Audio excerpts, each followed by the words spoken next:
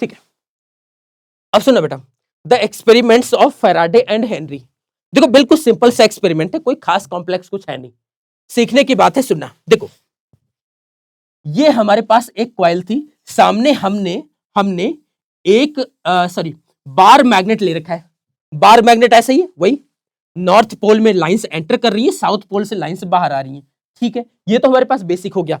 अगर ये देखो जैसे कि ये मोशन में दिख रहा होगा आपको, अगर मैं इसको मूव करता हूं बेटा, सुनना, ये है बार मैग्नेट और ये है नॉर्थ पोल। नॉर्थ पोल से जो फील्ड लाइंस निकल रही हैं, अगर आप इसको मूव करते हुए चलते हो, इससे इस तरफ मूव करते हुए चलते हो मेरे भाई, सामने जो भी अगर कॉइल रखा होगा तो उसमें मैग्नेटिक फील्ड का नंबर भी चेंज होगा, सॉरी मैग्नेटिक फील्ड लाइंस का नंबर भी चेंज होगा। और अगर मैग्नेटिक फील्ड लाइंस का बेटा नंबर चेंज होने वाला है, इसका मतलब उससे रिलेटेड फ्लक्स भी चेंज होने वाला है। और यही फैराडे का एक्सपेरिमेंट था।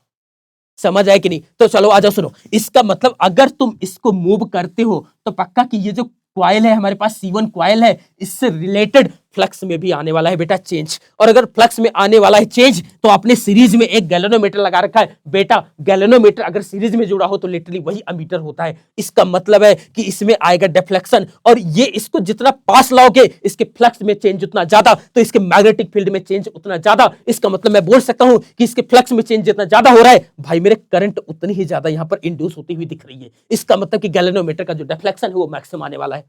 और इसको जैसे जैसे तुम दूर लेते जा रहे हो, जैसे जैसे इसको दूर ले गए, इसमें डिफ्लेक्शन बेटा उतना ही कम आने वाला है, क्योंकि इसमें जो सीरीज की करंट है वो उतनी ही कम होने वाली है।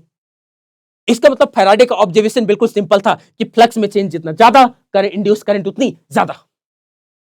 यार चैप्टर का नाम ही है मेरे भाई इलेक्ट्रोमैग्नेटिक इंडक्शन, तो इसकी भी तो अपन वही बात करने वाले हैं। समझ आया कि नहीं आया? चलो ये तो हमारे पास हो गया, ये हमारे पास फैराडे का एक्सपेरिमेंट था, बिल्कुल सिंपल सा एक्सपेरिमेंट है। अगर मैं एक लाइन में इसको समराइज करूं, इसको जो मैं बोलने जा रहा हूं इसको अपन शॉर्ट के लिए निकालेंगे। मैं साइड में खड़ा होता हूं सो दैट ये चीज पूरी विजुअलाइज हो।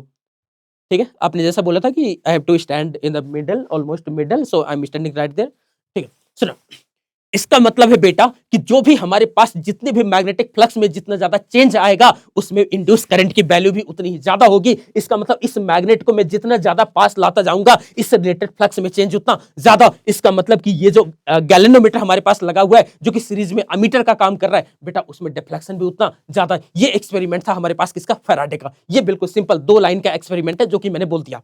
ठीक है क्या? अब चलो आ जाओ आगे बात करते हैं। यहां पर हमारे को एक और पर्सन की जरूरत पड़ेगी, लाइक मैं बोलूं साइंटिस्ट की जरूरत पड़ेगी, दैट इज लेंज।